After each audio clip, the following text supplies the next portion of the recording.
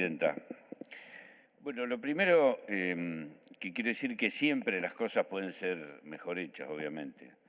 Hay un refrán que dice lo bueno es enemigo de lo mejor, pero este consenso fiscal que se firmó en el año 2021, desde ya que a mí me hubiera gustado que tuviera muchas otras cosas, pero sin duda que es un avance importante lo que se logró en diciembre del 2021 en relación a consensos fiscales anteriores.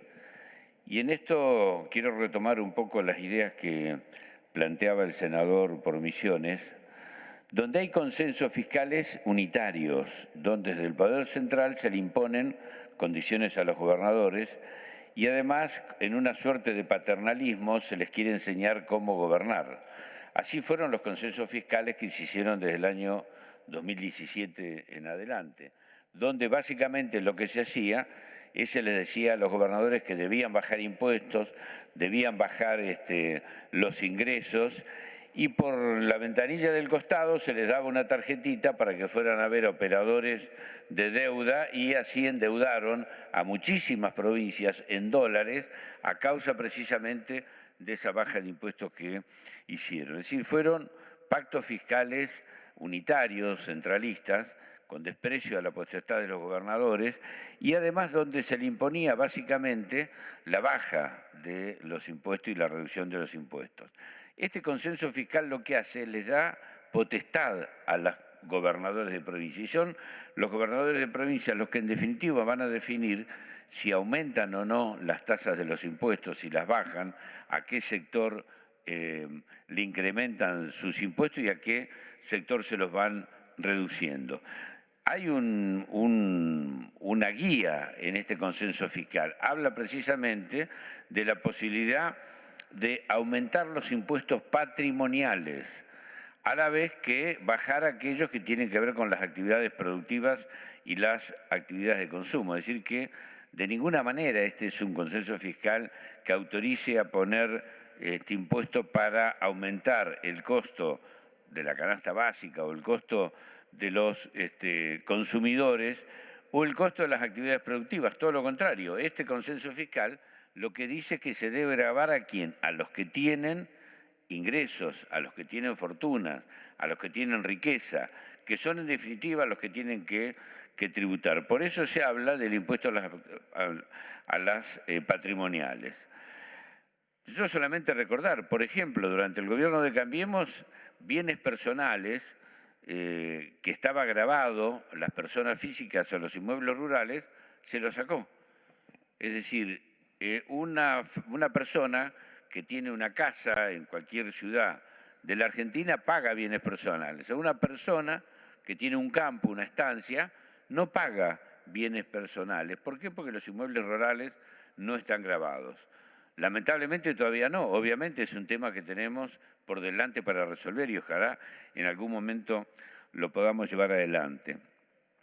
También acá se habla, y lamentablemente he escuchado a algunos senadores que resuelven estos problemas impositivos solamente por la situación de la ciudad o la provincia a la cual representa. Y yendo al caso de la Ciudad de Buenos Aires, decir, simplemente acá lo mostramos ya en una oportunidad, la Ciudad de Buenos Aires recauda 10 veces más por habitante de impuestos propios que, por ejemplo, La Matanza o que, por ejemplo, Jujuy o La Rioja o cualquier otra ciudad. ¿Y a qué se debe esto?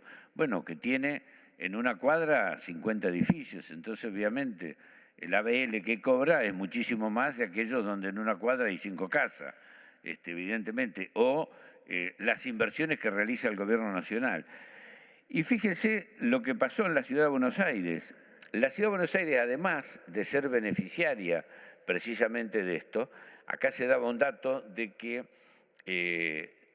la coparticipación que se le sacó, en realidad no se le sacó la coparticipación, se le devolvió a la Nación una coparticipación que el gobierno de Macri le había sacado a todas las provincias bajo supuestamente el tema de seguridad, aumentó la coparticipación de la ciudad. Es decir, que en una ciudad rica en el cobro de impuestos, el gobierno de Cambiemos lo que hizo le dio más riqueza, le dio más recursos.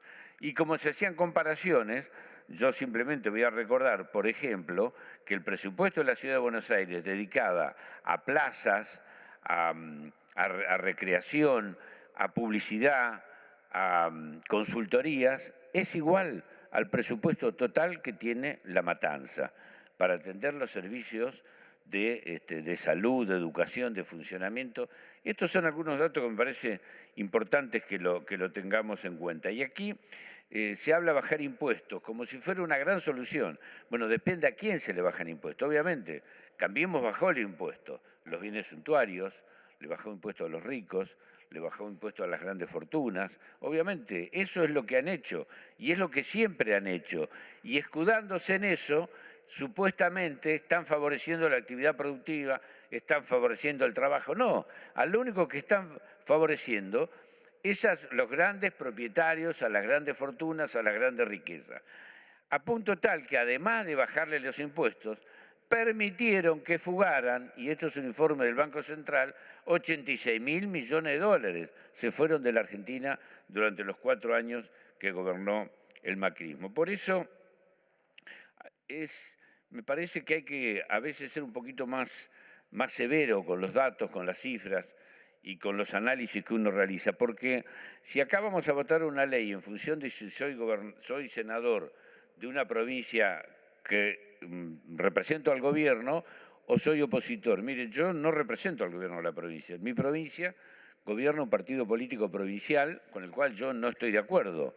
Pero no obstante eso, voy a votar este acuerdo fiscal que lo firmó el gobernador de la provincia, porque le da facultades que le habían sacado, le da atribuciones que le habían sacado. Después en la provincia discutiré si corresponde o no que ponga o no tal impuesto, pero lo que no puedo de ninguna manera admitir es que se le siga cercenando facultades y se le siga cercenando atribuciones que tienen que tener los gobernadores provinciales. Y esto está basado en un concepto muchas veces paternalista, y discúlpenme los porteños, pero no todos, ¿no?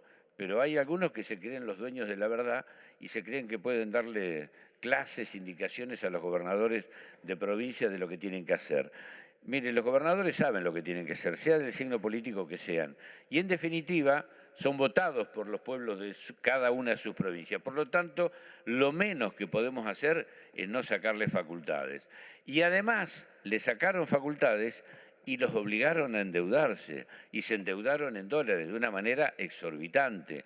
Y no solamente esas deudas hoy se están refinanciando y esas deudas el Estado Nacional las tiene que asumir, sino lo que es mucho más grave todavía, que además en esa provincia aumentó el desempleo, aumentó la pobreza, hubo menos recaudación, menos actividad económica y bueno, terminó el país como terminó en diciembre del 2019. Entonces, de manera alguna podemos venir a decir aquí de que este es un consenso, un acuerdo, o un consenso fiscal, un acuerdo fiscal entre el gobierno nacional y las provincias que va a perjudicar a las provincias.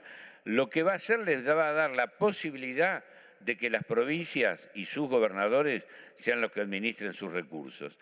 Además, acá, por ejemplo, se le da la posibilidad a los gobiernos de poner el impuesto a la herencia. Obviamente, el macrismo lo sacó desde ya. O se le da la posibilidad del impuesto a las transferencias gratuitas, no solamente de herencia, que el macrismo lo sacó, porque obviamente su concepción es esa. Pareciera que bajando los impuestos se soluciona todo el problema. Mire, ya lo hicieron. Bajaron los impuestos y aumentó. Fue todo exactamente al revés. Obviamente que a nadie le gusta crear impuestos porque sí, pero cuando hay necesidad del Estado porque tiene que cumplir las funciones, los impuestos hay que cobrarlos.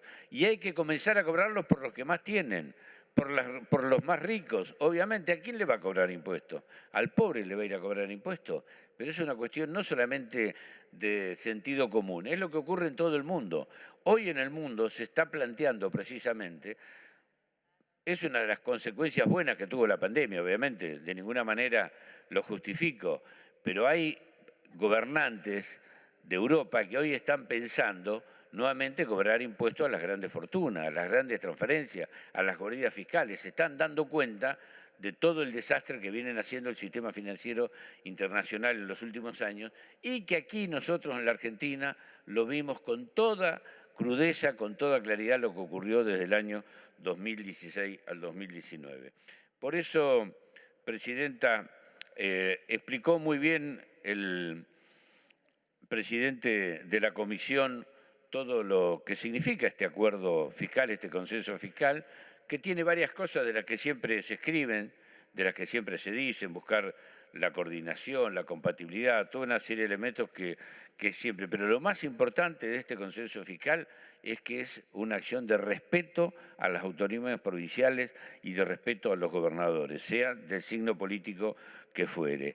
Y la ciudad de Buenos Aires, bueno, hay dos provincias que no lo firman porque nunca lo firmaron, han sido coherentes, pero la ciudad de Buenos Aires no lo firma porque es privilegiada. Fíjese, ahora nomás estamos pronto a inaugurar, calculo que en poco tiempo más, la refacción del molino, ¿no? Una gran obra, un gran hecho para todos los ciudadanos de la ciudad de Buenos Aires.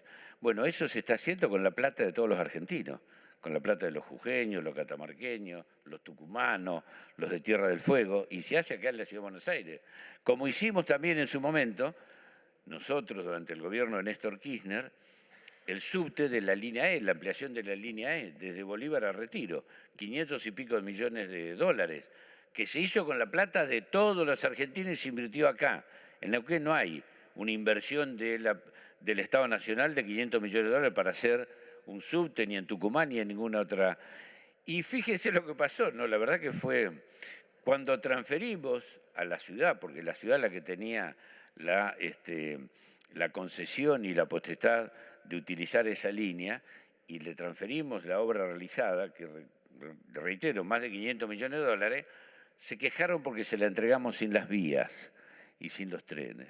Bueno, así son de agradecidos algunos dirigentes porteños, algunos gobernantes porteños, que encima se quejan como si, sí, todavía me quedan 3 minutos más, gracias. Voy a utilizar el tiempo que han utilizado otros senadores. Gracias, Presidenta.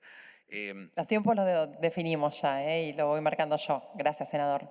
Bueno, está bien, sea ecuánime entonces, con todos igual, la misma vara para todos. Vaya cerrando, por favor, senador. Bueno, ¿con la misma vara para todos o no? Yo tengo una vara distinta. Quiero que me lo diga nada más. No, la misma vara, vaya cerrando. Entonces son 10 minutos por senador. 15. Lleva casi 13 minutos. No pierda segundos, termine, así Bueno, ya estamos. Bueno, si me interrumpe, descontemos esos minutos entonces.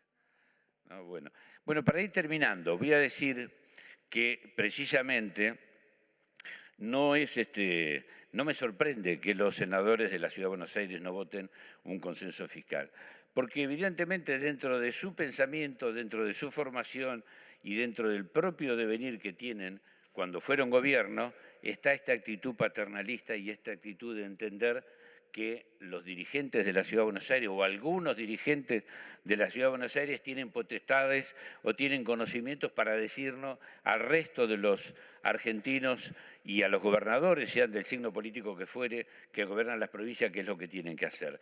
Y bueno, para ir terminando le voy a cumplir con su orden, voy a decir que anhelo que no solamente este consenso fiscal sea votado por los senadores de nuestro bloque, sino que también sea votado por aquellos senadores que responden a gobiernos provinciales y que saben muy bien de lo que yo he estado hablando. Muchas gracias, Presidenta. Gracias, senador Parrilli.